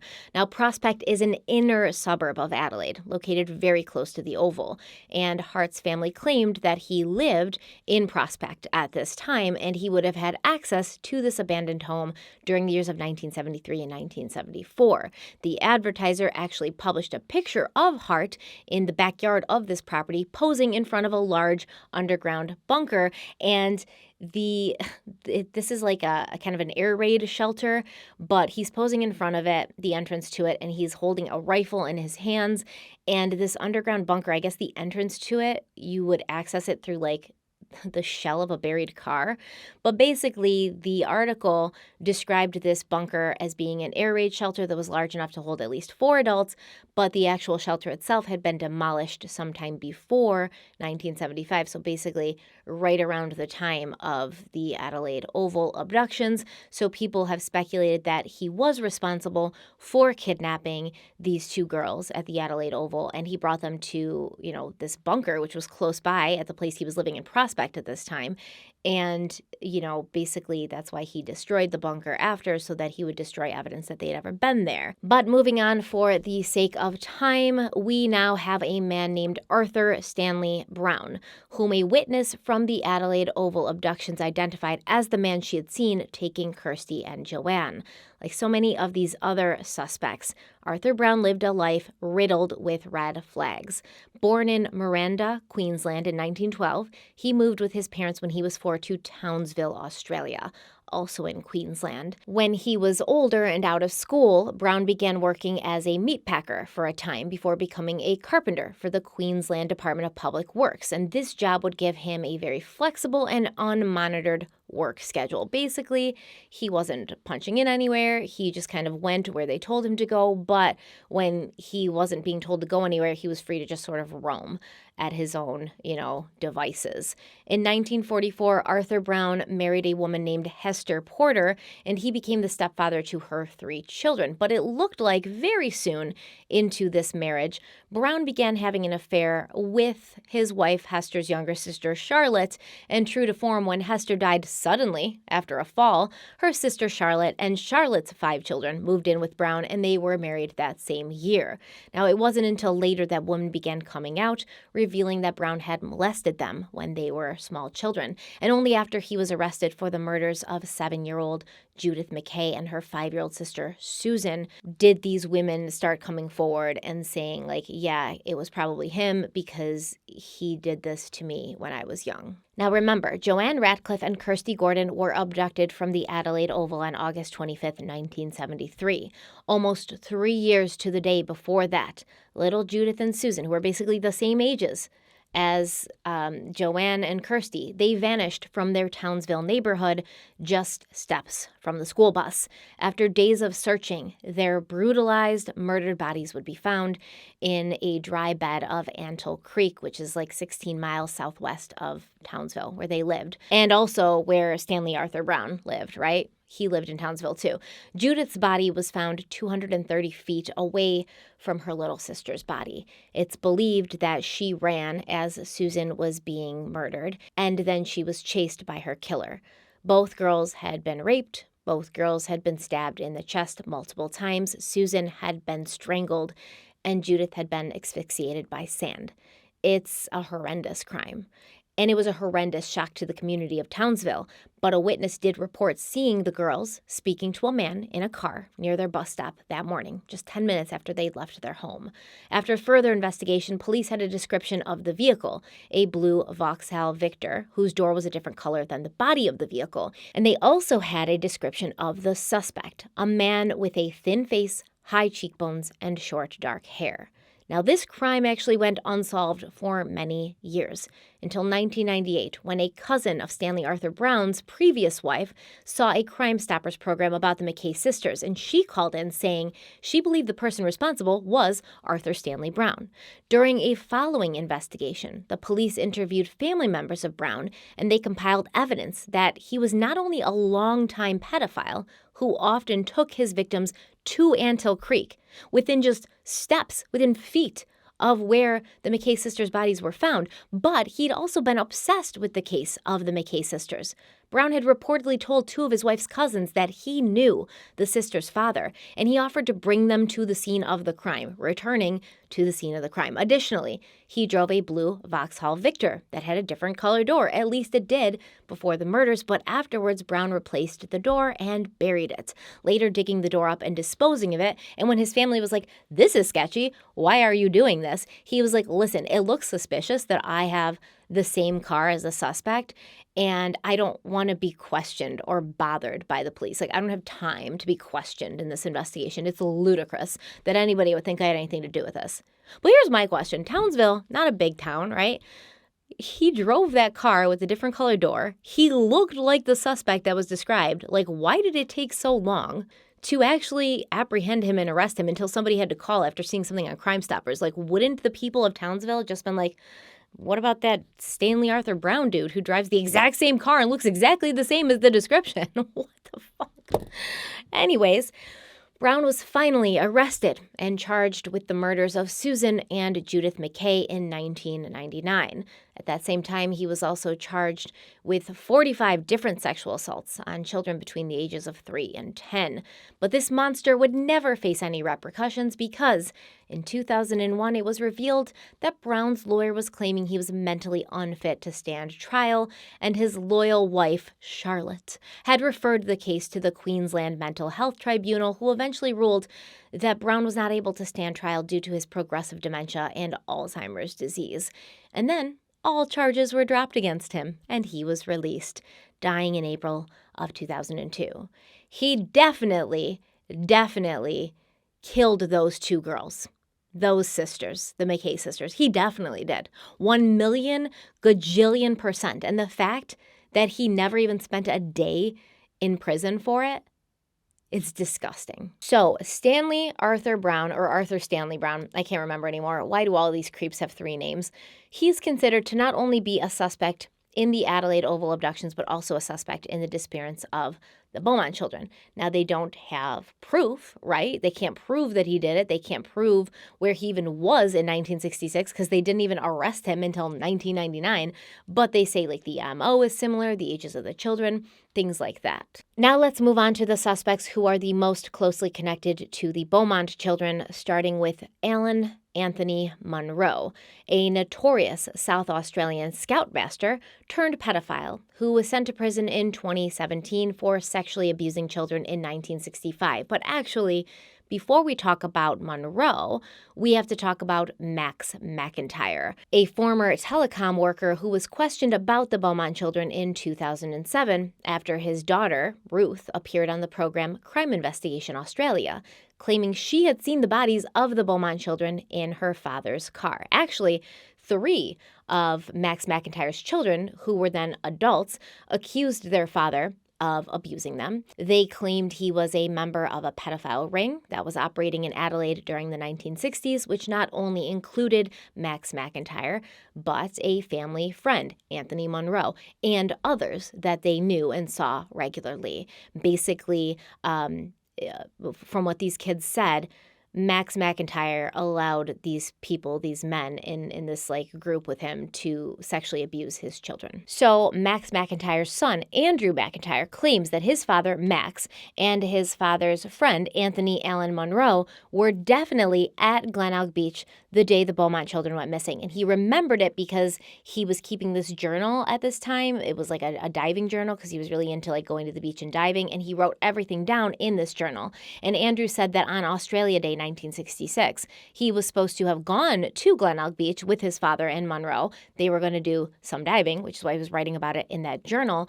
But all of a sudden, his father and Monroe told him that he couldn't go that day. So basically, they were all set to go, and then Monroe came over and talked to Max McIntyre, and then Max and Monroe were like, oh, you can't go today, it's just us. And so obviously the son was very disappointed, and he wrote about this in his journal. Now, when Max McIntyre and Anthony Allen Monroe got home that night, they were all upset, according to the kids, McIntyre's kids, and Max McIntyre had his hands on his head, and he was saying, shit, shit, shit. And Andrew said that he saw blood and sand in Anthony Allen Monroe's car. Ruth, Max McIntyre's daughter, also remembered that night. She said that her father was wearing a bloody shirt and that she also then saw the bodies of the 3 Beaumont children in the car. Now, both Andrew and Ruth have demanded that their father's property outside of Adelaide be excavated, including a filled-in well on the property, and Ruth said that the description of the suspect in the Beaumont case perfectly matched her father. So this is actually an article from the Cambodia Daily titled Murder Buried. And it says, 50 years ago, on a blisteringly hot Australia Day morning, Andrew McIntyre woke with plans for a dive with his father's young friend at Glenelg Beach, a 10-minute drive from his home in South Australia's coastal capital of Adelaide. The beach was a favorite launch for Andrew, then 12, and Anthony Monroe, a sandy-haired 20-year-old known as Tony, who would decades later become a wealthy real estate developer and bar owner in Siem Reap City. So I think it's in the Cambodian magazine because Anthony Monroe would later move to Cambodia. The two had formed a club, the Underwater Salvage and Exploration Group, and spent much of late 1965 and early 1966 in the water near Glenelg's jetty. On that fateful morning of January 26, 1966, though, there would be no diving. 3 children disappeared from the beach that day, never to be seen again, their whereabouts becoming one of Australia's most enduring mysteries. And Andrew and his sister Ruth became the keepers of a dark and dreadful family secret. They claim a secret they kept so well and for so long that hardly anyone now believes their account of that day. The siblings believe the bodies of the 3 missing Beaumont children, Ruth says she saw them mangled in the trunk of a sedan, are buried in a McIntyre family well, and they blame 2 people for their deaths, their father, Max McIntyre, and Mr. Monroe, a convicted pedophile now awaiting sentencing in an Australian jail. It didn't end on that day, said Ruth Collins, who was 10 at the time. It ended for the children, which sounds awful, but it went on and on for us. So the article goes on to say, quote, the steaming hot day the Beaumont children disappeared is vividly etched in Andrew and Ruth's memories, they said during interviews by telephone and email over the past 4 months. Their mother had taken the train to work, so their father had loaned the family's white Ford Zephyr to a friend, Ruth said. Their father, 36 at the time, had previously promised a family trip to the beach to revel in the children's time off for the school holiday, she said, but those plans fell apart with a morning phone call. The phone kept ringing, he went inside to answer it, and then he just emerged all disheveled, Ruth said. Soon after, Mr. Monroe stopped by the family's Macklin Street house and told Andrew he was no longer included in the holiday diving trip, according to a 2015 written statement he submitted to police investigating the disappearance. Then a car rolled up, Ruth said. Hopping in a friend's black sedan, her father was dressed in full-length trousers, she said. He had no shirt, goggles, snorkels, air tanks, nor flippers with him. Uncharacteristic for a man who never went to the beach, purposeless, Ruth added. His arm draped out the car window, a beach towel dangling from it. They were all heading to Glenelg Beach, he told his daughter, and the family trip to the same spot would have to wait. During the hours that her father and Mr. Monroe were gone, between about 10 a.m. and 2 p.m., Ruth said, the Beaumont children disappeared from the sandy beach beachfront. Police now believe that the missing Beaumont children made friends with a sun-baking swimmer at Glenegg on Wednesday, the Canberra Times reported in the following days. The man, whom the kids were seen frolicking with that morning, had a big mop of hair in need of cutting, fairish to light brown in color. He was partly clothed and had been laying face down on the lawn near the children, the article read. The description perfectly matched her father at the time, Ruth said. Within a matter of days, the paper would report that the hunt for the children had proved unsuccessful, but the attempt to discover their fate carried on, and about 10 years ago, Ruth provided her first account of that day to police. Andrew gave his first verbal account in the months after. Back at the McIntyre house that afternoon, the bob-haired girl heard the front door slam as she washed dishes. Her dad had returned home, she said. He comes in quite robotic and covered in sand and splattered with blood, Ruth said. A tight white Coca-Cola promotional shirt that she said she recognized as Mr. Monroe's stretched across her father's chest, stained with a deep red substance that she would later find coating the trunk of the family car. He headed straight for the bathroom. Emerging from the shower a few minutes later, her father began bragging about having helped 3 children load the bus after the youngest, whom he identified as Grant, had been run over by a vehicle while he was buried in sand, Ruth said. My father told me he was the man last seen with the children on the beach, she said. He said they were alive when I left them at the bus stop, and that's a very strange thing to say. As her father talked about the hours he'd spent playing with the children, the inquisitive young girl began asking questions, and her father's demeanor changed from elated to frustrated, she said. If the boy hurt his leg, how could he catch the bus? Ruth remembered asking. It didn't make sense, and I was only 10. Around that time, Andrew heard a knock at the door. It was Mr. Monroe. I opened the door. Tony went straight past me, through the lounge and into the kitchen, Andrew said in his statement. He was really upset and crying. The 2 men stepped aside for a brief, quiet conversation, the 2 siblings recalled. Whatever Tony was saying to my father, I could not hear, but my father put his hands up to the side of his head and started rocking backwards and forwards and saying, shit, shit, shit, according to the statement. Then her father turned back towards her, Ruth said. Those poor, sweet children, Ruthie. They hurt those children. They're dead, she recalled him saying to her. My father blamed Tony back then, and he continues to blame Tony. He began barking orders at Mr. Monroe, the siblings both recalled. According to Andrew, the 2 men left the house in Mr. Monroe's car and returned about an hour later. Mr. Monroe then instructed Andrew to stay upstairs, he said. Ruth, meanwhile, said her father escorted her outside, where the family's white Zephyr was parked once again. There, she recalled, he opened the door, where the 3 Beaumont children's bodies lay limp in the trunk. There was no fuss. It was all very calm. My father was quite euphoric and took me over the injuries, she said, recalling seeing the boy's twisted leg and watching her father pull apart the lips of Jane Beaumont, revealing her teeth. He told her he had put the children in the trunk of the car so they could be taken to the hospital because they'd been injured during children games gone wrong, but that they had died before arriving, she said. Neither Ruth nor her brothers knew how or why the children died. They don't know who was responsible for their deaths. What they do know, they said, is that their father and Mr. Monroe were somehow involved. After her father revealed the bodies, he asked Mr. Monroe to prepare the family's boat and diving gear, she said. Their older sister Claire, then 13, her father and another man she did not recognize drove off in the car, she said. Moments later, Andrew piled into the front seat of Mr. Monroe's car and drove with him to his mother's house, according to the statement. I didn't understand what was happening at home, but it was very strange and upsetting, he said.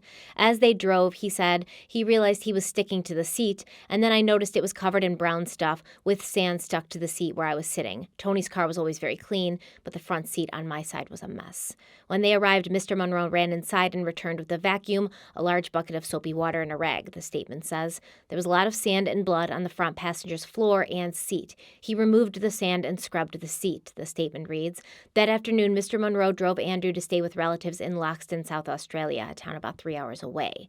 When Claire returned home that night, she told her sisters she had watched their father dispose of the bodies at a nearby dam. Later that night, her father moved out of the house, taking Claire with him, Ruth said. She said she still saw her father regularly, but he did not return to the house until later that year, after her mother abruptly died. Max never told his younger daughter where he moved the bodies, she said, but both of the McIntyre children remember visiting a plot of land that their father owns in Stansbury, South Australia, over 200 kilometers away, in the coming weeks, and hearing their grandfather complain about a rancid smell coming from a well on the property. Their father then filled it in with cement, Ruth said. We knew something was rotting down the well, she said. There, Ruth and Andrew believe the bones of the Beaumont children are covered in cement. While they want to dig up the well, their father Max, who has Alzheimer's and lives in an assisted care facility, according to a family friend, has so far refused permission. Police have not shown any interest in pressing the issue. Anthony Monroe was involved. My father was, and quite a few people were, Andrew said in an interview. It's about getting proof, and the proof is in the ground, Ruth said. Max was quoted last year in a sit-down interview with a South Australian newspaper, The Advertiser, conceding that his children know something about the Beaumont children, but denied his own involvement in their deaths. A man whom he identified as Mr. Monroe turned up with the 3 bodies in the back of the car, he told Brian Littley, a reporter for The Advertiser at the time. Mr. Monroe, through his lawyer and during questioning with police, has repeatedly denied any involvement in the disappearance and the deaths of the 3 Beaumont children. Now 71, he is jailed in Australia, awaiting sentencing for a series of convictions for sexual assaults against children, stretching from the late 1960s to the early 80s, including charges Andrew brought against him for abusing him when he was a boy. So this is a very serious allegation. And you might ask yourself, are these kids making it up? Why would they make it up? Once again, implanted memories from trauma, both of them. I mean, all 3 of these kids, of Max McIntyre's kids, have these recollections of their father being responsible for at least the disposal of the Beaumont children's bodies. And I mean, it would make sense that if, Max McIntyre and Anthony Monroe, along with this other group, maybe a couple other guys, because there was other guys in the car with them that day, if they had taken the Beaumont children for the purposes of, sexual abuse, and then these kids had somehow died in the hands of Anthony Allen Monroe when Max McIntyre wasn't aware of it, even though he had blood all over him. I don't know. It kind of does. It seems like, why would you make that up, right? Why would you do it? And how would all 3 children have similar memories if they hadn't gotten together and said, we're going to literally just pin something on our father that he had nothing to do with for absolutely no reason, unless, once again, it's, trying to get back at him for allowing his friends to sexually abuse them when they were young. Who knows? But either way, I think it's compelling. And like I said, Max McIntyre is like, no, I didn't have anything to do with their deaths. He said he didn't even own a car at the time, which is not true. But he does say he believes his children saw something and they know something. And he pointed the finger specifically at Anthony Allen Monroe, who lived in Glenelg in 1966 and who has pleaded guilty to abusing Andrew McIntyre and another boy between the years of 1965 in 1983. Monroe also has been convicted of indecent assault of an 11-year-old boy in 1992 because he actually wasn't caught or held accountable for these murders until much, much later. Now, Max McIntyre's daughter said that she believed there were up to 10 people at the scene who might have information. And she stated, quote, all I've ever done is try to tell authorities what I saw and what I heard. I was 10 and a half at the time, but I was mature. I collected up all the information that I didn't understand, and I waited to find out what was going on. I wish I'd never remembered. My life would be easier, end quote. So do I think it's possible that these 2 people, Max McIntyre and Anthony Monroe, were responsible for taking the Beaumont children and maybe even having something to do with their deaths? Yes, I think that it's very, very possible. In fact, I would put it on a scale of probably 8 out of 10 possibility that these 2 people, because we did talk about it in the beginning of this series, it's very unlikely that one person would try to abduct 2 children. You would be more likely to see multiple people doing that, but it's not really often that this happens because a lot of these predators can't find somebody else who shares their same hobbies and passions to kind of go along with this. And you're always afraid, that the person's going to turn on you, right? What is the saying? 2 can keep a secret if one of them is dead. And look what's happening. Max McIntyre's pointing the finger at Monroe, it was all him, when in reality, if what these kids are saying is true, Max McIntyre's a pretty shitty person, right? Probably a pedophile who allowed other pedophiles to abuse his children. And in that case, anything is possible. If you're going to allow somebody to do that to your own children, then you really have no qualms about hurting children that aren't even, of your blood. So I think it's very likely. It's compelling. And I just can't find a motive or a reason why these these kids who are not kids any longer, they're adults, but why they would lie about it and make it up. It doesn't make sense. Moving on to Henry or Harry Phipps, aka the Satin Man. And for those who follow this case and who are, deeply entrenched in it, Phipps is a notable suspect. Henry Phipps grew up in Glenelg and he became a notable Adelaide businessman, opening his first factory in 1955. He was also a well-respected, well-established, wealthy member of the community with connections in every corner of the city, from politics to business to the church. Now, there's a book called The Satin Man, written by a man named Alan Whitaker and another man named Stuart Mullins. And this book lays out the evidence of Henry Phipps being the abductor and murderer of Jane, Arna, and Grant Beaumont. So let's start from the beginning. Let's start from the first moment that Alan Whitaker heard the name Henry Phipps. It was June of 2006 when he got a call from a woman named Amanda Harrison, who'd been training to be a nurse in Victoria in 1966 when the Beaumont children vanished. But she wasn't calling to talk about her own recollections of the terror that she or Australia felt in the wake of their mysterious disappearances. She was calling to talk about her ex-husband, who she called Warwick, who she claimed had confessed to her after a mental breakdown that he'd been sexually abused by his own father, a man who, according to Amanda, was, quote, a deviant. He was extremely wealthy, and in Adelaide, wealth is everything, and he indulged in a lot of fetishes. The main one, which everyone in the family knew about, was his satin fetish. Warwick's father could not control himself around satin because he was sexually aroused when he wore satin pajamas or any other satin clothing, end quote.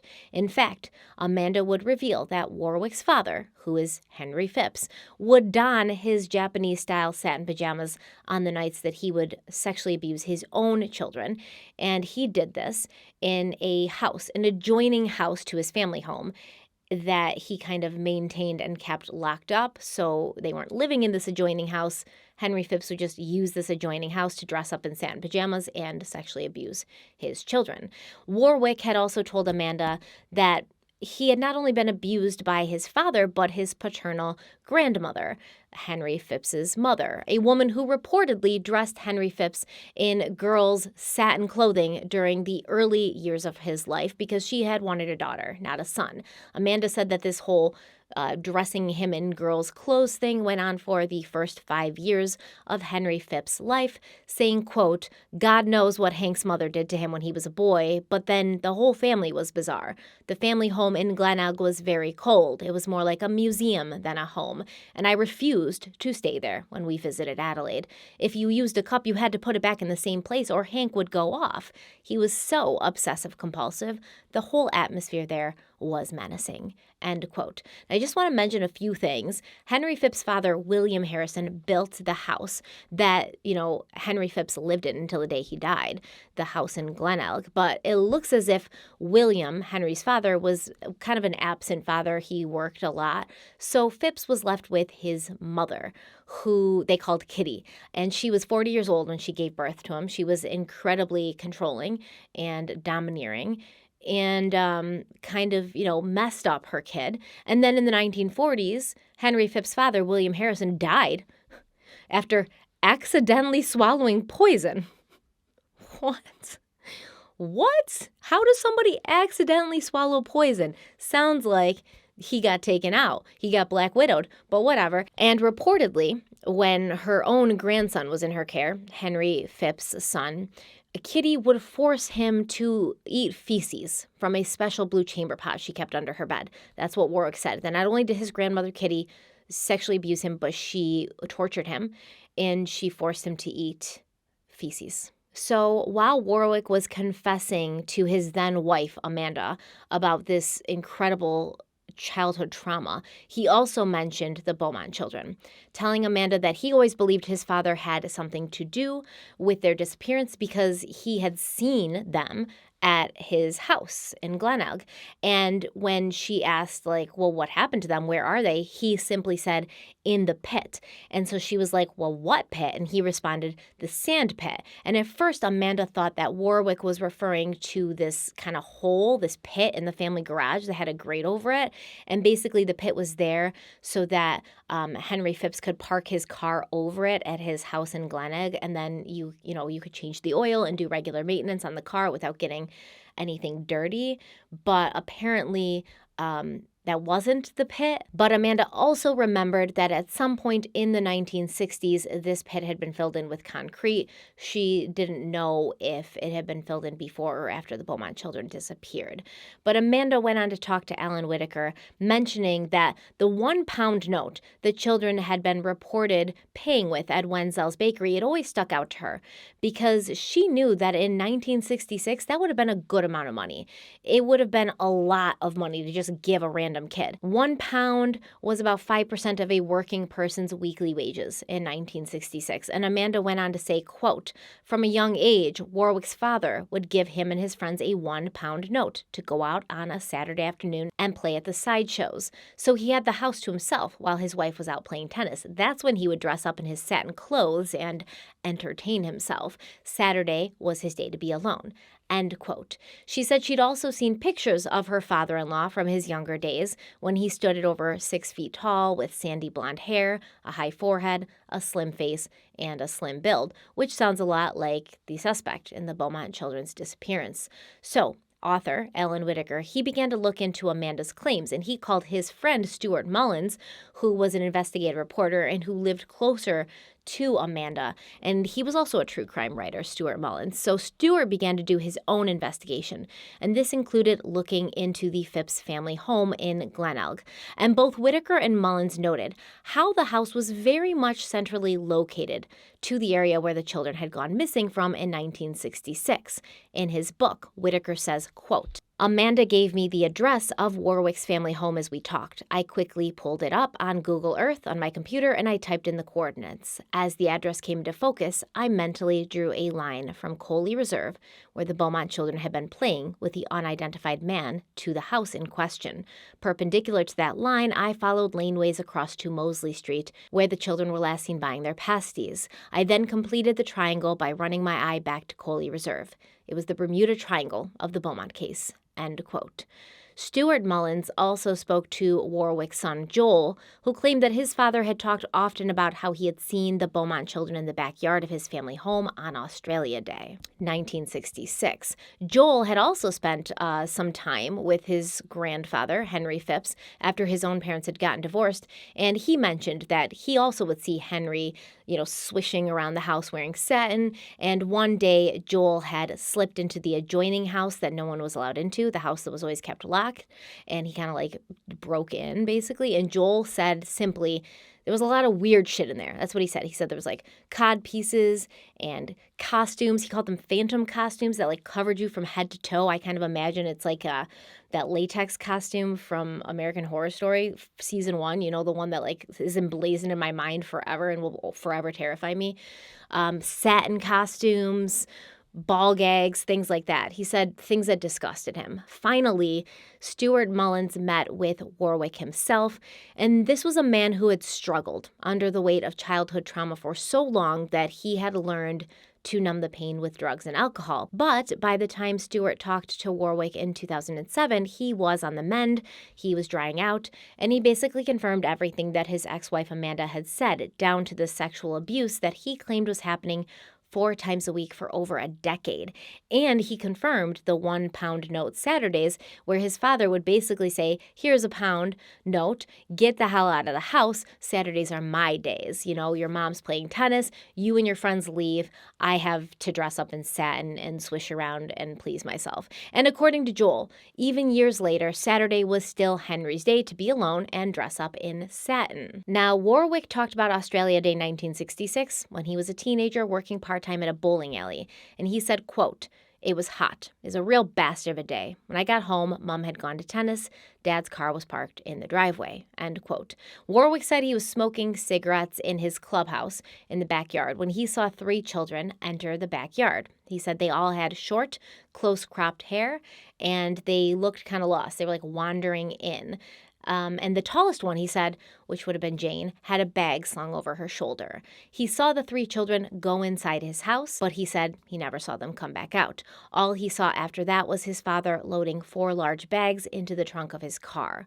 All Warwick could say was that his father was a violent man and a bastard, and that the 3 kids were in the sand pit, which his son Joel explained to Stuart was in reference to a sand pit at one of Henry's factories. Now, according to Stuart Mullins, there's several pieces of overwhelming circumstantial evidence linking Henry Phipps to the abduction of Jane, Arna, and Grant Beaumont. 1. Phipps fit the description of the man seen with the children on the lawn of Coley Reserve. The man at the beach was seen wearing blue swim trunks with a white stripe down the side, and these were the colors of the Henley Beach Surf Life Saving Club, which was a club apparently that Warwick was a part of in 1966. Although Henry Phipps would have been 48 in 1966, and the suspect in the Beaumont children's case was described as being in his mid-30s, Stuart Mullins claims that Henry Phipps was always described as looking younger than his age. Phipps was also known to be a regular at Glenelg Beach. He lived within direct view of Coley Reserve. He lived within 200 meters of Wenzel's Bakery, where the children were last seen using a £1 note that their mother had not given them, and Henry himself was known to hand out £1 notes to lots of kids, not just his son, but his son's friends or kids of his employees, etc. Additionally, several workers at Henry's Castleroy factory told Stuart Mullins that Phipps and other like-minded men who enjoyed dressing as women would meet at the factory cafeteria on weekends, sometimes dressed up like women, and this was happening in the 1960s and 70s. And most of these men that were going to the factory on the weekends dressed up in like satin were also part of a private gentleman's club in the Adelaide CBD. Henry Phipps has not only been accused of sexually abusing his own son, but in 2017, a woman came forward claiming that Phipps had sexually abused her when she was 14 years old. And then 2 brothers came forward claiming that they'd been paid by Henry Phipps to dig a hole at his new Castleroy factory, and so police started digging there, but they found nothing. Again, in 2018, another dig happened on the grounds of the factory, which was called off after authorities found only animal bones. And at this time, specific attention was paid to an area where recent tests had shown an anomaly in the ground, which apparently was evidence that a large hole had been dug there around the time of the disappearances of the Beaumont children. Listen, there's a lot of people that believe wholeheartedly 100% that Henry Phipps, the Satin Man, is responsible for the Beaumont children's disappearance. And obviously there's a lot more information, but it is all very much circumstantial, right? And Stuart Mullins acknowledges this. This is circumstantial evidence, and I don't think that the circumstantial evidence is compelling enough to just go right ahead and say that this is my favorite theory.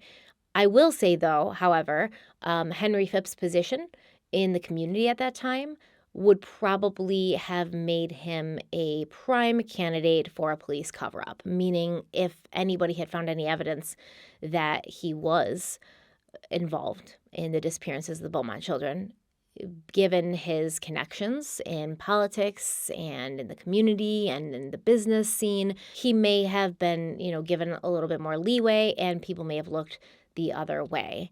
There was a lot of information in this video, and when I started this series, I was honestly thinking that we were going to follow a path that we usually follow, where we go through the evidence of a specific case and then come to a conclusion, one way or the other. What do we think is the most likely answer as to what happened to Jane, Arna, and Grant? Who do we think is most likely responsible? What I ended up feeling after these 3 parts is more confusion and more sadness. I don't have any more clarity. I have less, because it looks like we've stumbled upon a good deal of evidence and patterns that shows, there were at least 1 or 2 groups operating in Australia at this time, groups who were responsible for horrific crimes against children. In each of these cases, we kept coming upon people, witnesses, who would come forward and claim that there was these pedophile rings, and there's proof that this was going on. Because I wasn't just going to sit here and take people's word for it. I pursued this angle. I did research, and I would like to tell you that when I did pursue the angle and I did do the research, I quickly came upon information that disproved it, or, at least proved that it wasn't as widespread as we thought. But the opposite happened.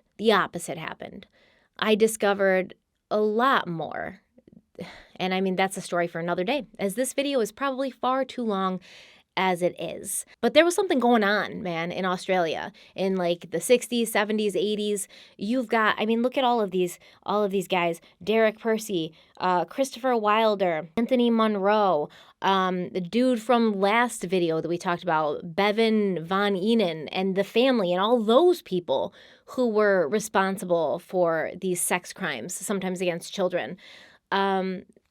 Derek Percy? Did I say Derek Percy yet? Derek freaking Percy. So that's where I'm kind of going to come here and stop for a minute and say, who do I think is the most likely to be responsible for these three major cases we discussed? I think that as far as the Adelaide Oval abductions, I couldn't tell you. I don't have somebody who's good for it. I don't think that the Adelaide Oval abductions were done by the same people or person who killed Marianne and Christine at Wanda Beach. I don't. The MOs are just too different. But I do think that Derek Percy or Christopher Wilder are the top two suspects for what happened to Christine and Marianne at Wanda Beach. Most likely Christopher Wilder. However, looking at Derek Percy could also be responsible for what happened to the Beaumont children. Christopher Wilder could also be responsible for what happened to the Beaumont children. Honestly, I think that he could have maybe developed a relationship with Jane. She was a little young for him because it seemed like he kind of stayed in like the 15-year-old range. So she would have been a little young for him, but he may have struck up a conversation with her on the beach. He may have developed a relationship with her to the point where these kids felt comfortable with him. Like all the eyewitnesses said, the Beaumont children looked familiar and comfortable with the person that they were playing with. However, I would also say that as far as the Beaumont children go, I think that Anthony Allen Monroe and Max McIntyre are probably my top suspects. That's the direction I'm leaning in the most. But at the end of the day, it could be none of these people, and it could be somebody who's just never come onto our radar. And that's something we have to accept. We have to accept that, along with accepting that looking at all of these people, all of these sick people we talked about today, there's a lot of sick people out in the world. And there's the ones that we know about, and there's the ones that we don't know about. And that's terrifying to think about. But at the end of the day, I don't know. Like I said, I didn't gain more clarity from doing the series. I gained less, and it became more muddled because now there's this other aspect that there could have been some kind of trafficking ring or more than one trafficking ring going on, and the Beaumont children could have been the victims of this organized trafficking ring, and people in government and law enforcement could have been aware of this trafficking ring, and that's why these disappearances like the Adelaide Oval and the Beaumont children have gone unsolved for so long, because they've just made sure they never got solved. No body, no crime. That's what it looks like happened, and there could very well be somebody who's responsible, somebody who has power, or more than one person who has power that was on that investigation. But honestly, I'm just rambling now because, like I said, there's a million things. We don't know. But tell me how 3 kids vanish and there's no leads and nobody ever sees them again, unless something nefarious happened that was organized and well planned. I don't know. Let me know what you guys think in the comments. Don't forget to hit like if you like this video. Don't forget to share it if you think it's worth sharing. Don't forget to subscribe if you haven't already. And if you do subscribe, then you'll be notified when I post my Casey Anthony video, which will just be, an hour of me saying all the things she's lying about, because she's lying about everything. So do all of that stuff. Let me know in the comments what you think. Don't forget to follow me on social media, Instagram and Twitter. The links are in the description box. Don't forget to follow my podcast, Crime Weekly, that I co-host every week with retired police detective Derek Levasseur. We also have a coffee company. It's called Criminal Coffee Company, and it is the best coffee you'll ever taste. So go in the description box for a link to check that coffee out. Buy some, buy all 3, so you can test them all out and tell me which one's your favorite. Thank you all so very much for being here.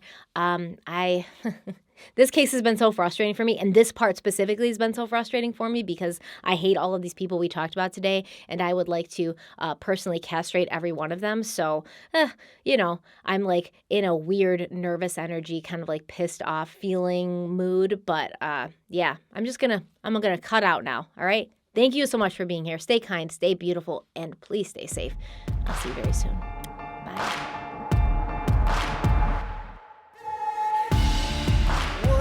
Don't break now. straight down. And that river runs deep, the mountains get steep, and the voices getting too loud. All these feelings I've buried, it's looking like a cemetery. They're coming back from the grave, calling out my name, better say a Hail Mary. Well, you don't know how deep it goes until it's killing you slowly. And so you got to let it go. I got blood on the strings, blood on the strings, blood on the strings. Being played from my face, don't bleed. Got blood on the strings, blood on the strings, blood on the strings. Lord knows it's been a rough week. Yeah, I'm channeling my son how